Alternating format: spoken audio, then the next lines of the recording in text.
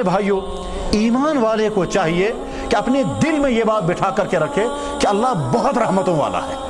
اتنی رحمتوں والا جس کی کوئی حد نہیں، اتنی رحمتوں والا جس کی کوئی انتہا نہیں، اتنی رحمتوں والا کہ صبح سے شام تک میں خدا کے دیوے جسم کا غلط استعمال کرتا رہتا ہوں۔ اللہ اگر رحم والا نہ ہوتا تو قدم قدم پر مجھے سزا دیتا۔ زبان سے گالیاں نکالی، اللہ تعالیٰ فرماتے میں نے زبان گالی دینے کے لیے نہیں، میرے نبی نے منع کیا تھا زبان سے گالی مت دینا، تو نے زبان سے گالی نکالی، آج کے بعد میں بولنے کی صلاحیت چھین لیتا ہوں۔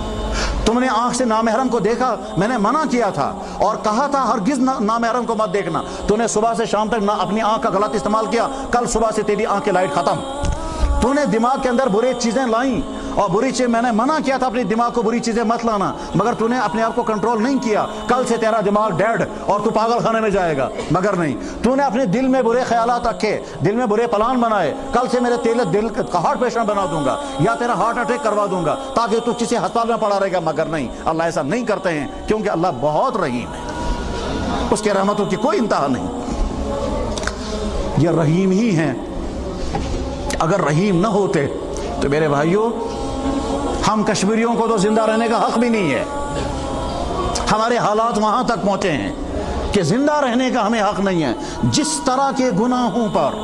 دنیا کی قوموں کو اللہ نے اپنی طاقتوں سے فنا کر دیا، اس طرح کے گناہ ان قوموں سے کہیں زیادہ ہم لوگوں نے کر لیے ہیں۔ ابھی میرے بھائی نے بتایا پچھلے ہفتے، کہنے لگے ایک صاحب کہہ رہے تھے میں روزانہ دعا کرتا ہوں خدایا بے گو سیلابیوں۔ ہم نے اسے پوچھا بھائی کیوں؟ کہنے لگے بس آپ بھی دعا کرو میں بھی دعا کرتا ہوں اور سیلاب آنا چاہیے۔ ہم نے پوچھا بھائی کیوں؟ کہنے لگے پہلا سیلاب جب آیا تھا میرے دکان میں 4-5 لاکھ روپے کا مال تھا، سیلاب آیا دکان چلی گئی، 40 لاکھ کا انشورنس کی رقم مجھے مل گئی، اب میں چاہتا ہوں اور سیلاب آئے کیونکہ میں نے ابھی انشورنس کے لیے 80 لاکھ کا اسکیم بنائی ہے، تو میں چاہتا ہوں کب سیلاب آئے گا مجھے 80 لاکھ روپے مل جائے گا۔ جب انسانوں کا مزاج یہ ہو، جب انسانوں کا مزاج یہ ہو، اور اس کے باوجود اللہ تعالیٰ شانو کہتے ہیں میں اب بھی نظر رحمت کر رہا ہوں، میں نے سزا بھیجی تھی مگر تم کو میں نے بچا لیا۔ تمہارے سارے اندازے لگانے والے اندازے لگا رہے تھے کہ لاکھوں انسان مرے ہوں گے جیسا سیلاب آیا تھا، مگر لاکھوں نہیں مرے، ہزاروں میں بھی نہیں مرے، 1000 بھی نہیں مرے۔ تم کو بچایا کس نے؟ وہ تو میں نے فیصلہ کیا تھا کہ جانیں چھوڑ دینی ہے، تھوڑا سا تھپڑ لگانا ہے، تھوڑی سی سزا لگانی ہے، تھوڑا سا ان کا مال چھین لینا ہے، جانیں بچا لینی ہے، تب تمہاری جانیں بچی۔ جیسے میں تمہارے مالوں کو تباہ کر سکتا تھا تمہاری جانوں کو بھی تباہ کر لیتا، مگر میں نے چھوڑ دیا تمہیں۔ کیوں؟ اس لیے کہ میرے نبی نے دعا کی تھی کہ اللہ میری امت پر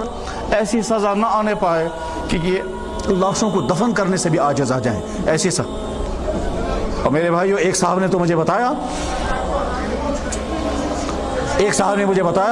کہنے لگے اگر کشمیریوں کے اندر سدھار نہیں آیا تو ایسے حالات آ سکتے ہیں کہ کشمیر کے لوگ دفن کرتے کرتے تھک جائیں گے اور بعد میں لاشوں کو چھوڑ دیں گے، میں کچھ ہے کہ میں دفن کریں، اتنے زیادہ ایسے حالات آ سکتے ہیں۔ اس لیے جس اللہ رحم والے نے ہم کو یہ جسم دیا، یہ جسم کی ساری نعمتیں عطا کی، یہ زمین دی، یہ کھانے دیے، یہ صحت دی، یہ اولادیں دی، یہ دین عطا کیا، اگر اللہ تعالیٰ ہم سے بلا کر کے کہیں گے میں تم سے تھوڑی بات کرنا چاہتا ہوں، میرا سلوک تمہارے ساتھ کیا اور تمہارا رویہ میرے ساتھ کیا، پھر بات کرنے کے لیے اللہ تعالیٰ سامنے آئیں گے۔ میں آج ہی حدیث پڑھا رہا تھا، ابھی صبح بخاری شریف کا سبق چل رہا تھا، اس میں حدیث میں نے پڑھائی، اس میں حدیث آئی، اللہ کے نبی صحابہ کرام نے عرض کیا یا رسول اللہ حل نرا ربنا، کیا ہم قیامت کے دن اللہ تعالیٰ شانوں کو دیکھیں گے؟ حضور نبی علیہ السلام نے فرمایا جیسے 14ویں رات کا چاند دیکھنے میں کوئی مشکل نہیں، جیسے دوپہر کے آفتاب کو دیکھنے میں کوئی مشکل نہیں، ایسے ہی تم اللہ تعالیٰ شانوں کو قیامت کے دن دیکھو گے۔